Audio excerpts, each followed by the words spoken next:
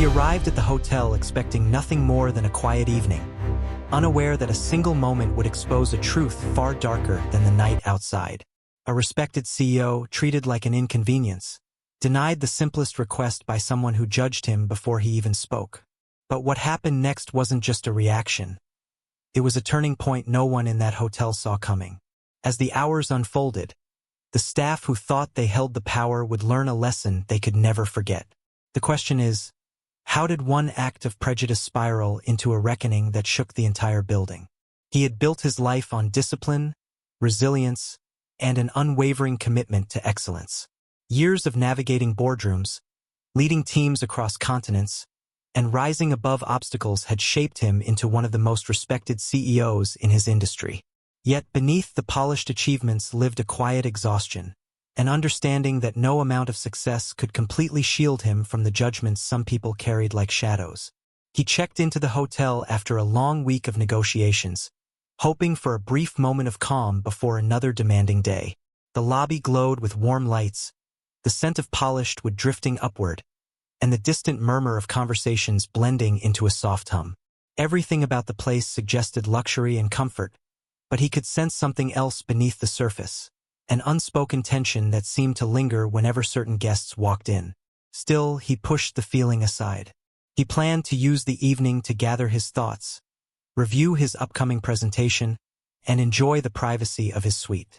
The world outside felt heavy, but inside that room, he hoped to find a pocket of stillness. As he settled in, the city lights flickered through the window, casting slow-moving reflections across the walls. It felt peaceful, almost enough to let him forget the weight he carried. But peace, for him, never lasted long. It never did for someone who learned early in life that even the most ordinary moments could twist into something unexpected. The night seemed calm. The atmosphere felt safe.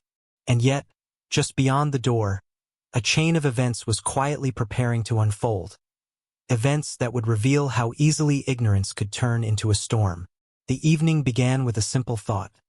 He would order a light meal, finish a few notes, and get some much-needed rest.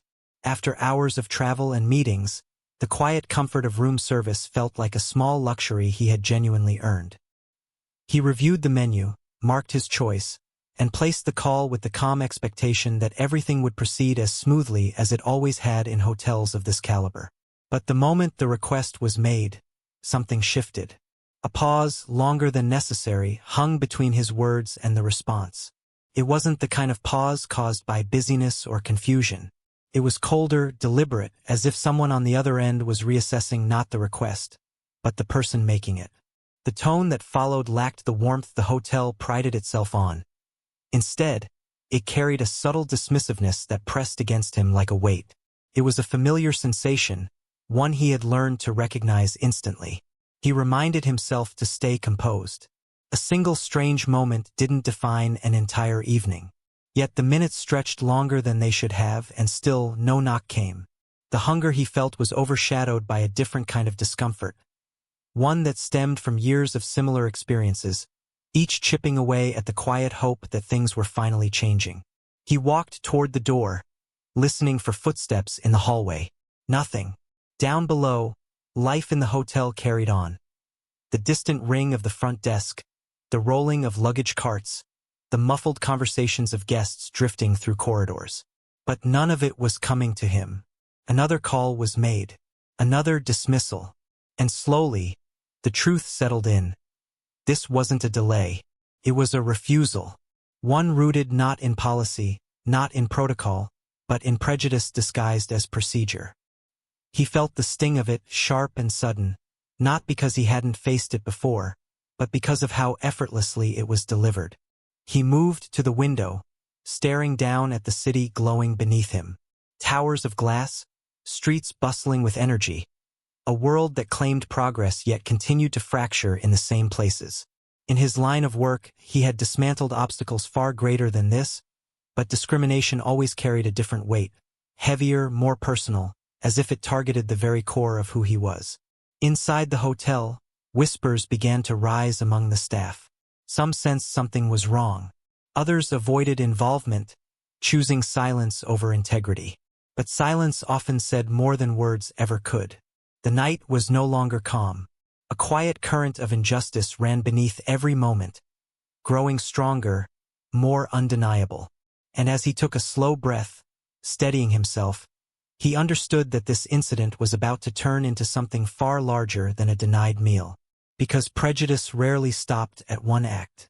It spread, it revealed, and sometimes it collided with the wrong person at the wrong time, igniting consequences that no one saw coming. What followed unfolded with a quiet intensity that spread through the hotel like a shockwave. The CEO, composed yet unmistakably resolute, stepped out of his suite and made his way toward the lobby. Every stride carried the weight of a man who had been forced, yet again, to confront a reality he did not deserve. The staff glanced up as he passed, some with curiosity, others with a nervous awareness of what had been brewing behind closed doors. At the front desk, the manager who had so casually dismissed him earlier straightened with misplaced confidence.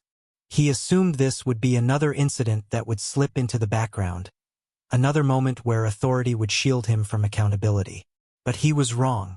The CEO requested nothing more than the truth, and the truth was undeniable. His refusal had not been a misunderstanding. It had been a choice, a deliberate act rooted in bias, hidden under the thin veil of protocol. As more staff gathered, the atmosphere sharpened. The air felt tight, charged with the kind of tension that precedes a storm. Slowly, the hierarchy of the hotel began to unravel. Supervisors appeared. Department heads stepped in. And it became clear that this was no longer a quiet complaint. This was an investigation unfolding in real time. When the CEO revealed who he was, not through arrogance but clarity, the room shifted. A quiet ripple spread across the lobby, transforming the confidence of some into fear, and the indifference of others into sudden regret. The weight of their actions, and their silence, became impossible to escape. What began as a denied room service request had now escalated into a moment of reckoning. The hotel's senior leadership arrived, their expressions tightening as they pieced together what had happened. And as the truth surfaced fully, one realization became clear. This was not simply about a single act of discrimination. It was about the culture that allowed it to happen. The consequences were no longer avoidable. The hotel, once calm and orderly, now braced itself for the impact of a decision that would change everything. The aftermath unfolded with a quiet finality that left the entire hotel frozen in place. The senior leadership reviewed every detail, truth could no longer be softened, every moment that had led to this point. A decisive order was made. Those who had enabled the discrimination through action or silence were removed from their positions. What began as a simple request for room service ended with the dismantling of a system that had quietly allowed prejudice to flourish. As the news traveled through the building, a heavy stillness settled over the staff. Some felt shock, others felt shame. A few felt relief, knowing that a long-ignored problem had finally been addressed. Meanwhile, the CEO remained steady, never driven by revenge, only by the belief that accountability was necessary. He hadn't asked for consequences.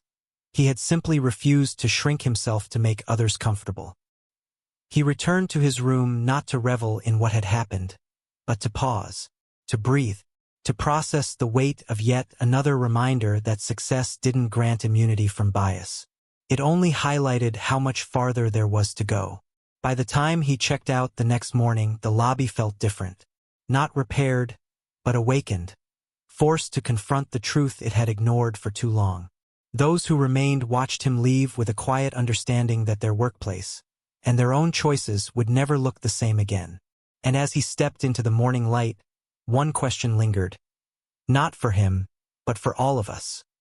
When everyday prejudice goes unchecked, who will take the stand that finally changes everything?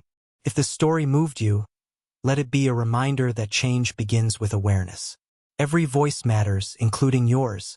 So if you believe stories like this need to be heard, don't forget to like, share, and subscribe for more eye-opening stories just like this one. Your support helps bring these truths into the light.